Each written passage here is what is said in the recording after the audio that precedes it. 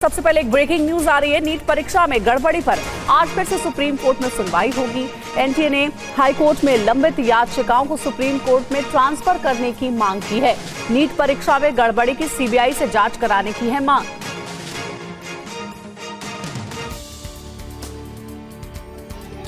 NEET परीक्षा में गड़बड़ी पर आज जस्टिस विक्रमनाथ की अध्यक्षता वाली सुप्रीम कोर्ट की पीठ सुनवाई करेगी। आज कुल 14 याचिकाओं पर सुनवाई होनी है।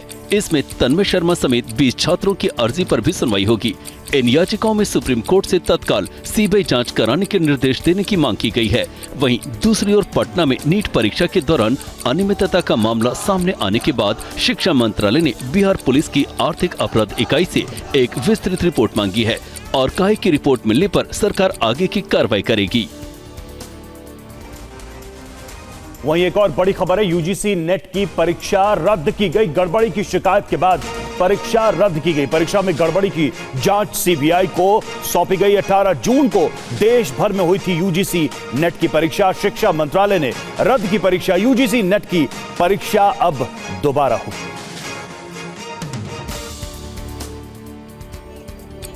यूजीसी नेट एग्जाम का आयोजन भी नीट की तरह ही नेशनल टेस्टिंग एजेंसी कराती है। शिक्षा मंत्रालय ने कहा है कि यूजीसी नेट 2024 की परीक्षा की पवित्रता के साथ समझौता हुआ है। अब ये परीक्षा फिर से आयोजित की जाएगी। शिक्षा मंत्रालय ने परीक्षा में गड़बड़ी की जांच का जिम्मा सीबीआई को सौंपा है और कहा है कि दोषियों के खिलाफ कठोर कार्रवाई की जाएगी। दूसरी ओर यूजीसी नेट परीक्षा रद्द होने पर सियासत भी शुरू है। कांग्रेस और आप ने बीजेपी पर हमला करते हुए छात्रों के भविष्य से खिलवाड़ करने का आरोप लगाया है। नीट परीक्षा में गड़बड़ी की शिकायतों के बीच यूजीसी नेट 2024 की परीक्षा रद्द होने पर एनएसयूआई ने सरकार से सख्त एक्शन की मांग की। एनएसयूआई के राष्ट्रीय अध्यक्ष वरुण चौधरी ने परीक्षा को आयोजित करने वाली नेशनल टेस्टिंग एजेंसी एनटीए पर प्रतिबंध लगाने की मांग की है। फिर कर रहा हूँ, जिस तरीके से नीट के पेपर में धांधली हुई, अब आप देखेंगे हिंदुस्तान का सबसे बड़ा जो रिसर्च का एग्जाम होता है नेट का, उसका भी पेपर लीक इस संस्था ने करा और आज वो पेपर कैंसिल करना पड़ा इस संस्था को। तो मेरी ये दोबारा मांग है बीजेपी की सरकार से, बीजेपी के एचआरडी मिनिस्टर धर्मेंद्र प्रधान जी से कि अपनी आंखें खोलें और तुरंत एनटीए को बैन करें।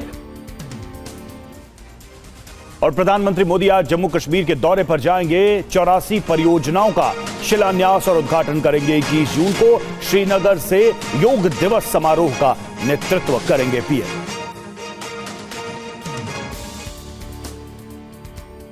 पीएम मोदी आज शाम श्रीनगर के शेर कश्मीर इंटरनेशनल कॉन्फ्रेंस सेंटर पहुंचेंगे। यहां वो एम्पावरिंग यूथ ट्रांसफॉर्मिंग J&K कार्यक्रम में हिस्सा लेंगे। इस दौरान पीएम जम्मू कश्मीर में विकास की 84 परियोजनाओं का उद्घाटन और शिलान्यास करेंगे। पीएम आज सरकारी नौकरी पाने वाले 2000 से अधिक लोगों को नियुक्ति पत्र भी बांटेंगे। दौरे के दूसरे दिन प्रधानमंत्री श्रीनगर में 10वें अंतर्राष्ट्रीय योग दिवस कार्यक्रम में हिस्सा लेंगे। यहाँ वो लोगों को संबोधित करेंगे और फिर योग सत्र में भाग लेंगे। किसानों को मोदी सरकार की बड़ी सौगात। 14 फसलों के एमएसपी में बढ़ोतरी। धान की एमएसपी बढ़ाकर 2300 रुपए की गई। रागी की एमएसपी बढ़ाकर 4290 रुपए की गई। उड़द की एमएसपी बढ़ाकर 7400 रुपए की गई। केंद्रीय कैबिनेट की दूसरी बैठक में धान, रागी, बाजरा, ज्वार, मक्का और कपास समेत 14 खरीफ सीजन की फसलों पर न्यूनतम समर्थन मूल्य को बढ़ाने की मंजूरी दी गई।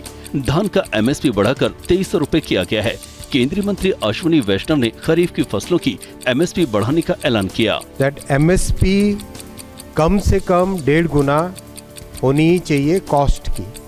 धान का नया एमएसपी, पैडी का नया एमएसपी खरीफ के लिए 2300 रुपीज डिक्लेयर किया गया है। और मोदी सरकार 3.0 की बुधवार को हुई दूसरी कैबिनेट बैठक में 5 बड़े फैसले लिए गए, जिनमें से 4 इंफ्रास्ट्रक्चर से जुड़े हैं। सरकार ने वाराणसी में एयरपोर्ट के विस्तार का फैसला लिया है। केंद्रीय कैबिनेट ने पोर्ट एंड शिपिंग सेक्टर के लिए बड़ा फैसला लिया। महाराष्ट्र में पालघर के वधावन पोर्ट पर सरकार 76,200 करोड़ रुपए खर्च करेगी। इसके अलावा 7,453 करोड़ रुपए की ऑफशोर विंड एनर्जी प्रोजेक्ट को मंजूरी दी गई है। क्रिमिनल जस्टिस सिस्टम में सरकार ने बड़ा रिफॉर्म किया है। 28 राज्यों और केंद्र शासित प्रदेश में फॉरेंसिक साइंस लेबोरेटरी बनेगी, जहां 9000 छात्रों को हर साल ट्रेनिंग दी जाएगी। वाराणसी एयरपोर्ट की क्षमता का विस्तार करते हुए एक नया टर्मिनल बनाया जाएगा। इस पर 2870 करोड़ रुपए खर्च होंगे। महाराष्ट्र बीजेपी के उत्तर भारतीय मोर्चा के उपाध्यक्ष अर्जुन गुप्ता ने प्रधानमंत्री को एक लेटर लिखा है। इसमें देश में फ्री राशन योजना बंद करने की मांग की गई है। बीजेपी नेता ने पीएम से कहा है कि भारत विश्व गुरु बनने की तैयारी में है।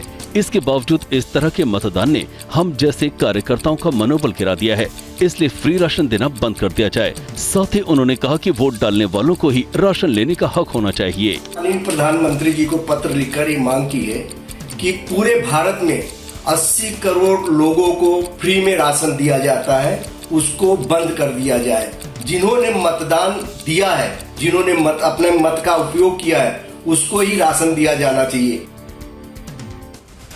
और लोकसभा चुनाव में कांग्रेस जिन राज्यों में अच्छा प्रदर्शन नहीं कर पाई, उसकी वजह जानने के लिए फैक्ट फाइंडिंग कमेटी बनाई गई है। पार्टी का सबसे ज्यादा फोकस मध्य प्रदेश पर है।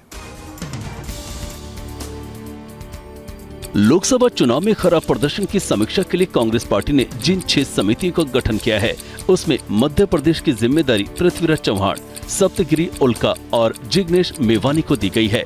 छत्तीसगढ़ की समिति में वीरप्पा मोइली और हरीश चौधरी हैं। इसी तरह ओडिशा में हार के कारणों को तलाशने की जिम्मेदारी अजय माकन और तारिक अनवर को दी गई है। वहीं दिल्ली, उत्तराखंड और हिमाचल प्रदेश में खराब प्रदर्शन की वजह पीएल पुनिया और रजनी पाटिल बताएंगे। चुनाव में इन तीनों प्रदेश में कांग्रेस का खाता भी नहीं खुल सका। उन्नाव से जीत की हैट्रिक लगाने के बाद बीजेपी नेता साक्षी महाराज हरिद्वार पहुंचे, जहां उनका भव्य स्वागत किया गया।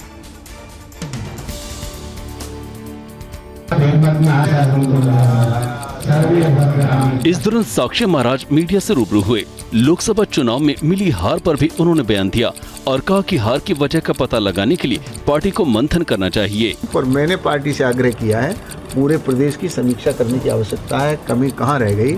जिस तरह से मोदी जी ने सबका साथ, सबका विकास, सबका विश्वास, सबका प्रयास, पूरी ईमानदारी से जो काम किया, तो लोग जातीयता में बह गए।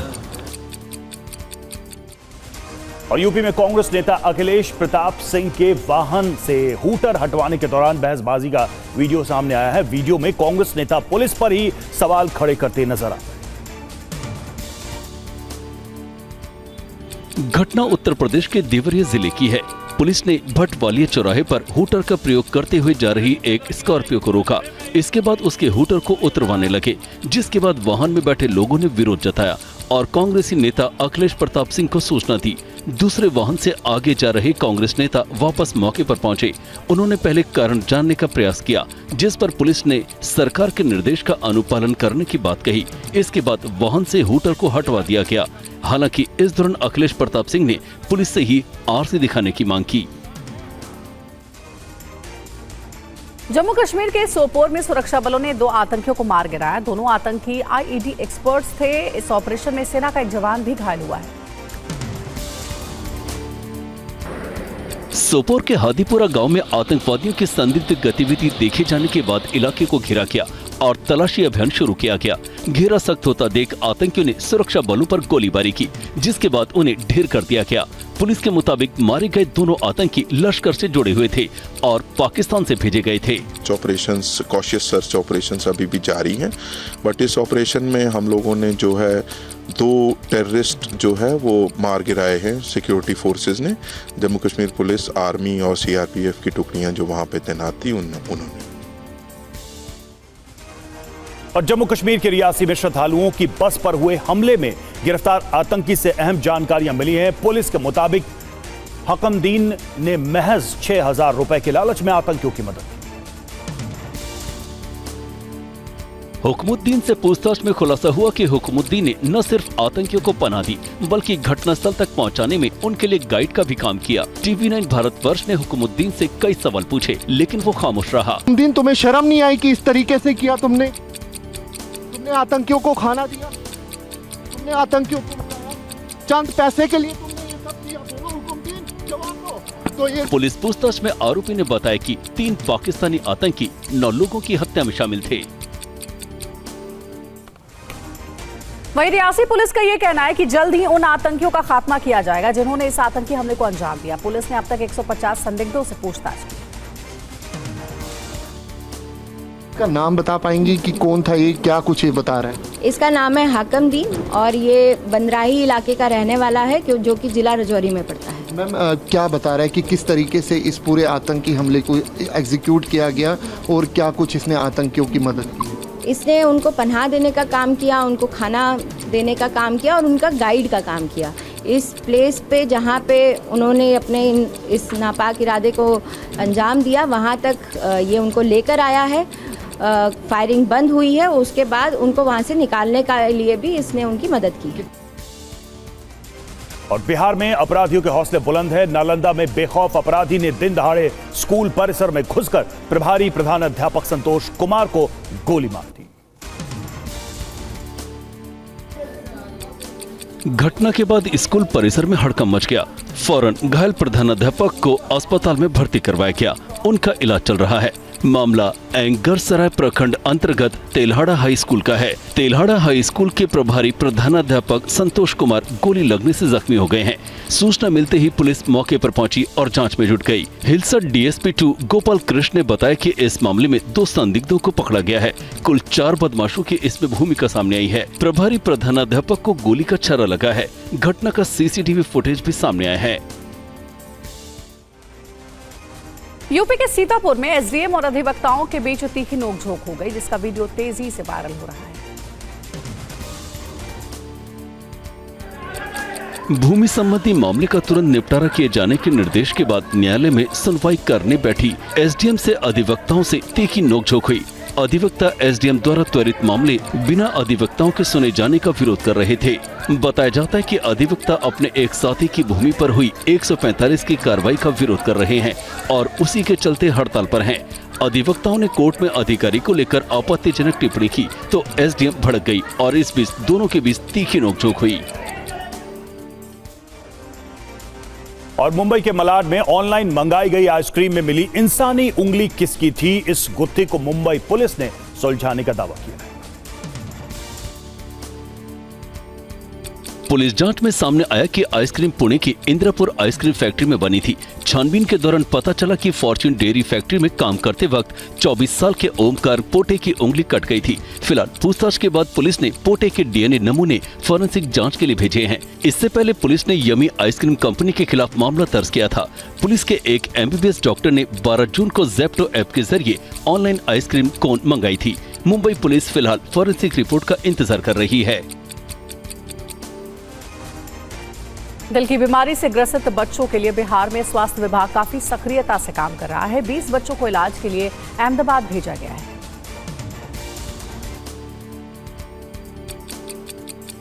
बिहार सरकार राज्य में हृदय की बीमारी से ग्रसित बच्चों की सहायता के लिए बाल हृदय योजना संचालित करती है। इस योजना के तहत दिल से संबंधित पीड़ित बच्चों को अतिरिक्त चिकित्सा प्रदान की जाती है। इसके लिए राज्य के सभी जिलों में अभियान चलाकर बच्चों को उचित इलाज मुहैया कराने के लिए चिन्हित किया जाता है। इस बार दिल की बीमारी से ग्रसित बच्चों को फ्लाइट के जरिए अहमदाबाद भेजा गया है, जहां सत्य साइन हृदय अस्पताल में बच्चों का ऑपरेशन होगा। इन बच्चों का निःशुल्क इलाज किया जाएगा। बाल हृदय योजना में जन्म लेकर 18 साल तक के बाल हृदय रोगियों का निःशुल्क इलाज होता है।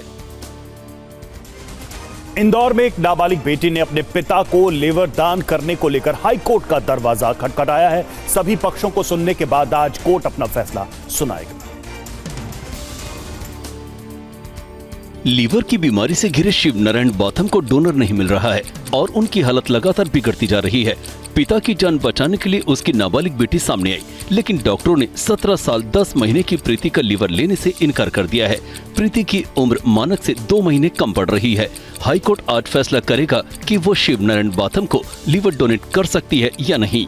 क्योंकि जो मेडिकल बोर्ड है वो नाबालिग को डोनर नहीं मानता है जब तक कि वो बालिग नहीं हो, इसलिए मेरे द्वारा यहाँ पर पिटीशन फाइल की गई। जम्मू कश्मीर के राजौरी और पुंछ में आग ने एक बार फिर से जंगलों को अपनी चपेट में ले लिया है। फिलहाल आग बुझाने के लिए अभियान चलाया जा रहा है। राजौरी और पुंछ के कई जंगलों में भीषण आग लग गई, जिससे भारी नुकसान होने की खबर है। जानकारी के मुताबिक आग कई एकड़ वन भूमि तक फैल गई है।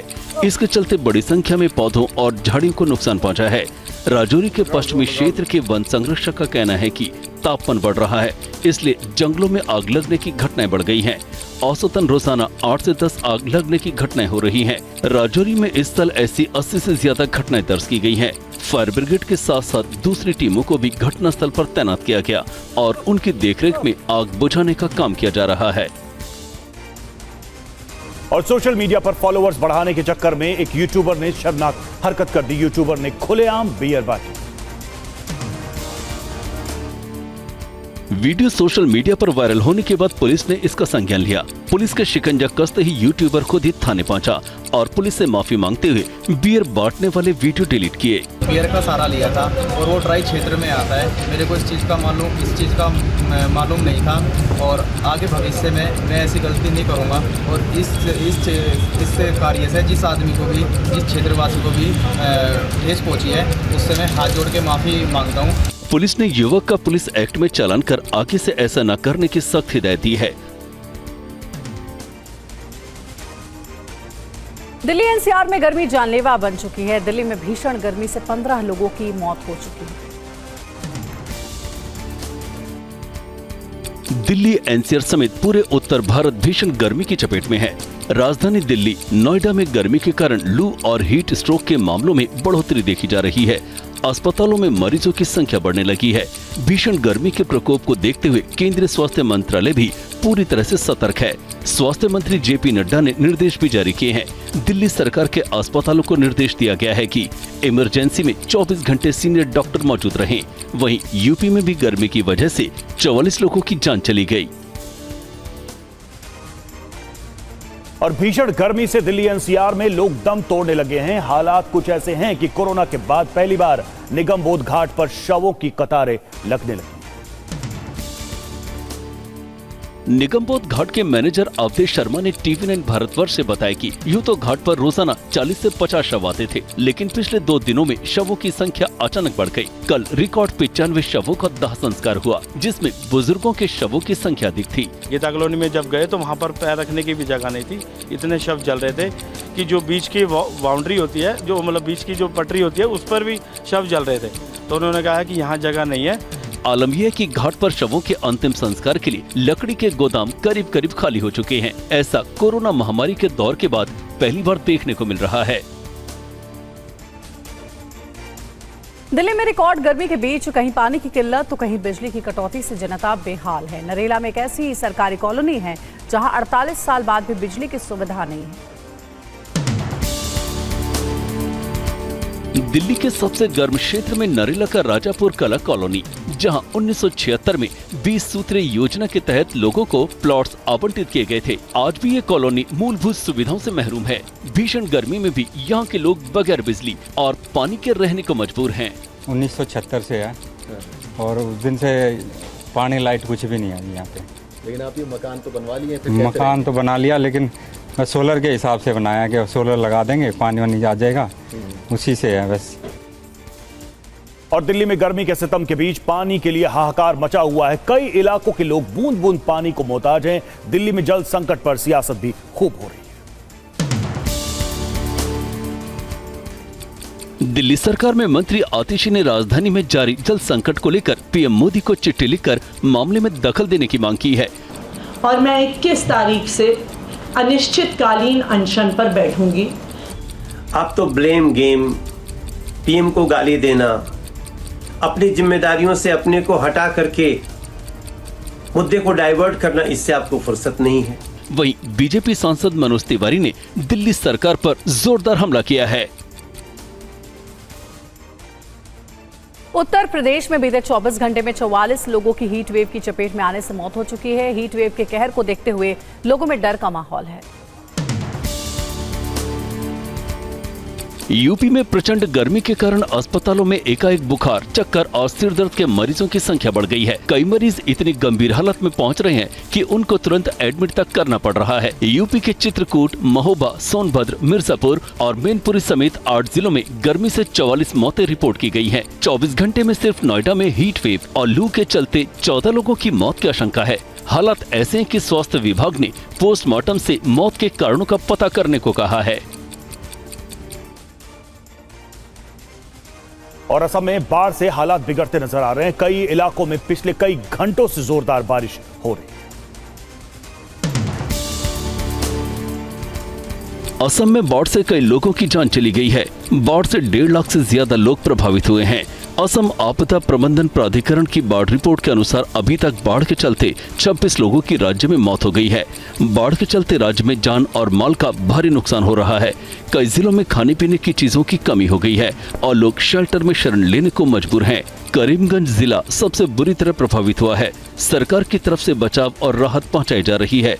बाढ़ में फंसे लोगों को जरूरी सहायता के साथ साथ अनाज और बाकी चीजें पहुंचाई जा रही हैं।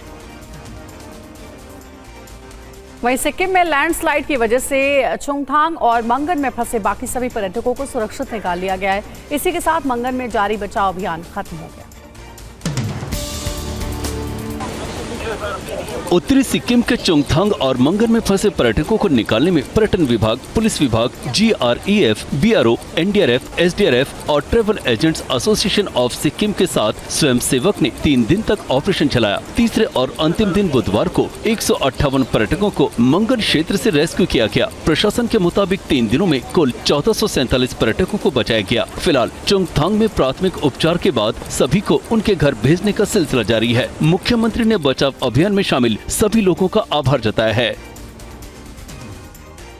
और T20 वर्ल्ड कप में सुपर 8 के पहले मुकाबले में टीम इंडिया के सामने आज अफगानिस्तान की चुनौती है। मुकाबला आज रात 8 बजे से किंगस्टन ओवल मैदान में खेला जाएगा। भारतीय टीम ने ग्रुप चरण में 4 में 3 मैच जीते थे और 1 मैच बारिश में धुल गया था। वहीं अफगानिस्तान ने लीग चरण में 3 मुकाबले जीते और चौथे मैच में उसे वेस्टइंडीज के हाथों 104 रन से करारी हार झेलनी पड़ी थी। अगर देखें तो T20 विश्व कप के 9वें एडिशन में किंग कोहली का बल्ला अब तक काफी खामोशी रहा है। कोहली इस टूर्नामेंट के इतिहास में सबसे ज्यादा रन बनाने वाले बल्लेबाज हैं, लेकिन मौजूदा एडिशन में 3 मैचों में उन्होंने केवल 5 ही रन बनाए हैं। हालांकि T20 क्रिकेट में अफगानिस्तान के खिलाफ विराट का शानदार रिकॉर्ड रहा है और वो इस मैच में फॉर्म में वापस लौट सकते हैं। तमिलनाडु से इस वक्त की बड़ी खबर है। जहरीली शराब पीने से 25 लोगों की मौत। जहरीली शराब के सेवन से कई लोग बीमार। तमिलनाडु के कल्लाकुरिची जिले की घटना।